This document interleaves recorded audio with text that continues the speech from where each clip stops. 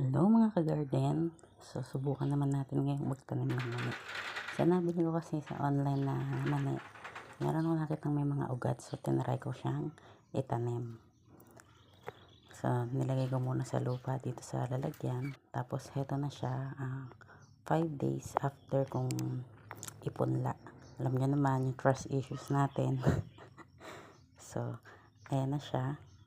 Tapos, ililipat ko siya dito sa medyo mabuhaghag na lupa para maglaman mabuti. So, mga laman lupa na may tatanim natin ngayon.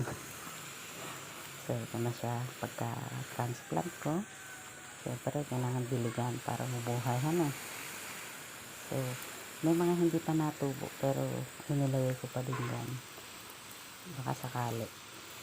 So, 7 pa lang yung napatubo ko. Pero meron may mga ugat-ugat na nilagay ko rin sa lupa.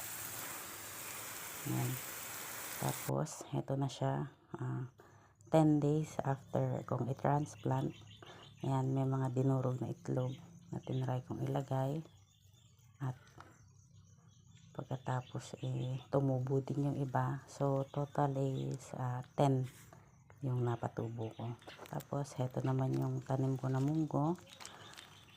Ayan, may mga bulaklak at bunga na. So, yun lang ang update ko sa aking garden. Let's plant our own food. Dahil nga mahal yung bilihin ngayon. So, ayan, ang aking mga tanim.